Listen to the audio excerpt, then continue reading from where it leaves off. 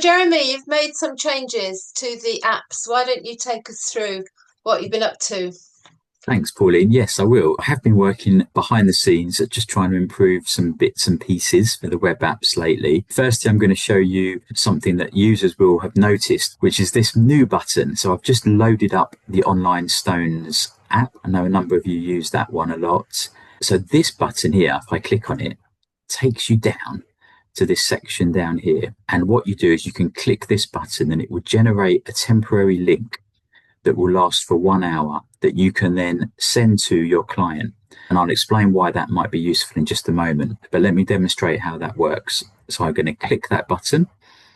As the message says here, wait a few seconds. It then reloads the page and then you scroll back down to that part in the page and you can see here a unique link has been generated.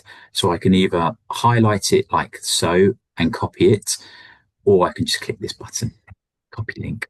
It copies the link for me. And now what I will do is then paste that link into the chat. So if I'm working on Zoom or Teams or Google Meet or any of the other video calls, there'll be a chat function.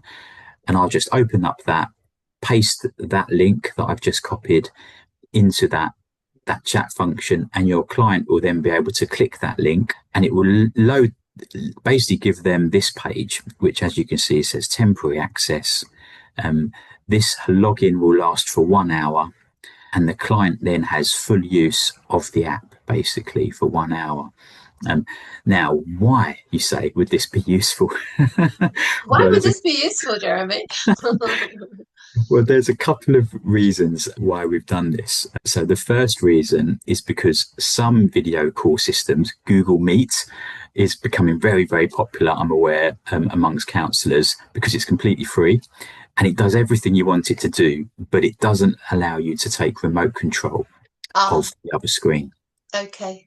And as we know, using these apps, it's great if the client can have control, much more ownership.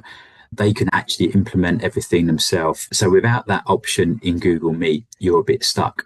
Also, in some of them, particularly MS Teams, I found it's very clunky, the remote control.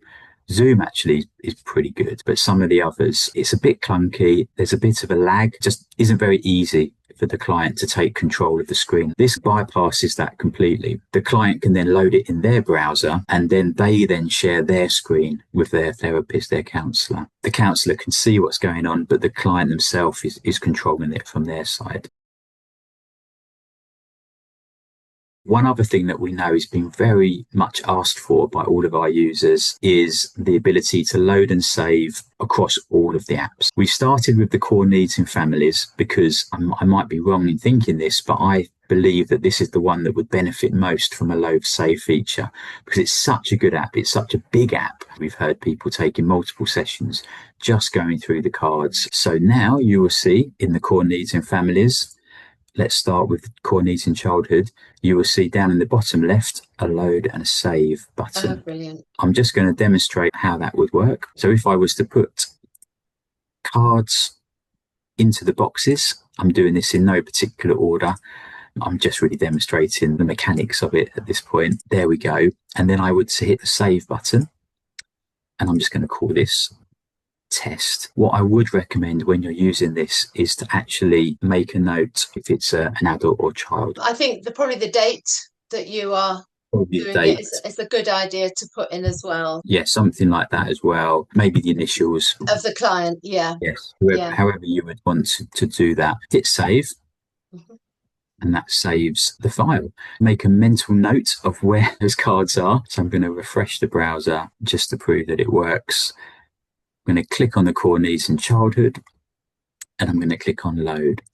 It's going to bring up this box. I hit load file, but I'm going to double click on the file that I've just saved.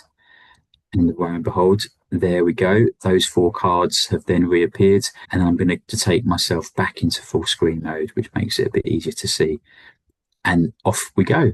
Yeah, that is excellent, Jeremy. And obviously, being very organised, counsellors will have a folder where they put all those links in. I think you said it's slightly remember where you put the link. Where does it default to? Do you know, Jeremy? So that would just be in the download folder of your Yeah, computer. I think people will really value that. So are Yeah. there any of the other cards that have the load and save now?